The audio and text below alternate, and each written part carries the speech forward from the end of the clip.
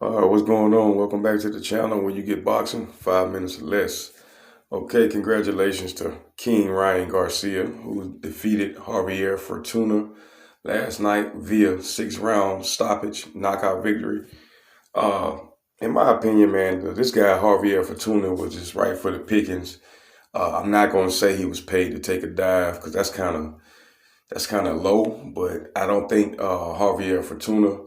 I don't think he believed that he can beat Ryan Garcia. Ryan Garcia did make the guy come up to fight at 140 pounds. Garcia weighed in at 140. Javier Fortuna weighed in with 139.5, 139.6, something to that effect. But after the fight, Ryan Garcia, he was tweeted by Tank Davis.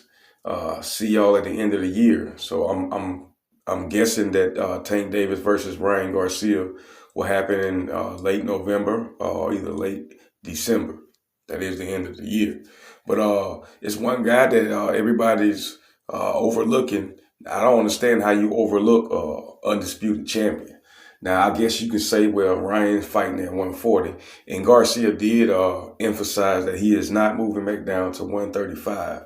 So if he ever gets the courage to fight Devin Haney, it'll probably be at 140.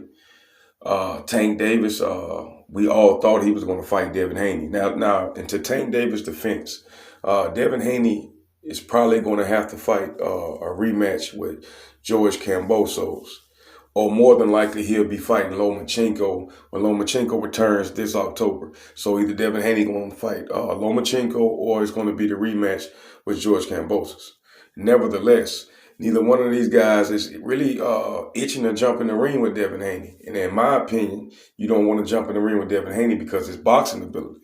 Like me, I love the sweet science. The sweet science is boxing. It's not called knockouts. It's called boxing. Hit and don't get hit. That's what boxing represents. Although everybody loves knockouts, I love knockouts as well. But if we're talking about the sweet science and the ins and outs of the game of boxing, but then Devin Haney represents that just as well as any other great boxer on this planet in any division. Devin Haney's a masterful boxer.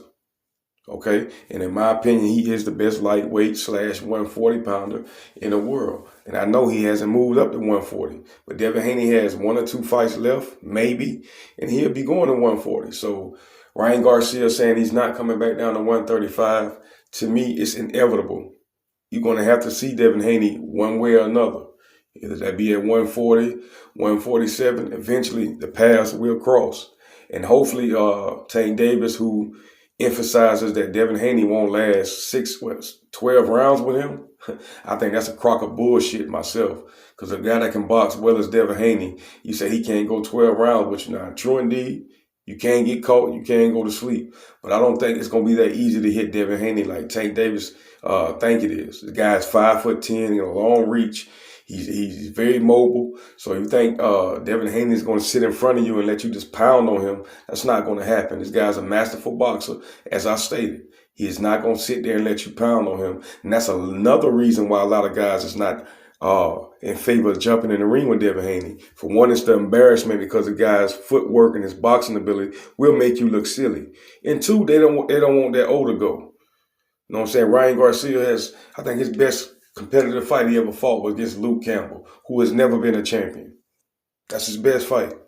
Okay? Devin Haney had to go take the belts off a guy who beat the guy who beat the guy. So Devin Haney is the lineal undisputed lightweight champion. So let's all remember that. Like I tell you, man, when it comes around to these skills, a lot of guys, even these knockout punchers, a lot of these guys don't want to step in the ring with somebody that's not going to stand in front of them and let them pound on them.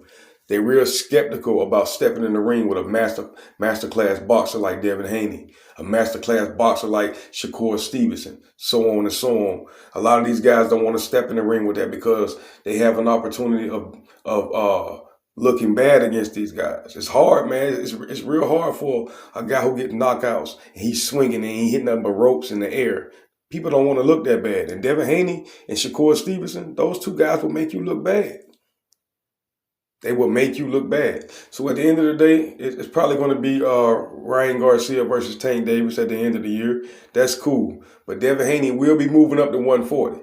So all the ducking and dodging that I believe is going on in the lightweight division, when you ducking the undisputed champion, I don't understand that. Like I say, man, this era of boxing is nothing like the 80s. My favorite boxer of all time, Marvelous Marvin Hagler, as you can see by my avatar. So at the end of the day, man, Tank and Ryan, y'all go ahead and get this out of the way, and hopefully one of you guys, man, can grow a pair of nuts, man, and step in the ring with Devin Haney, the undisputed champion of the world. I'm gone.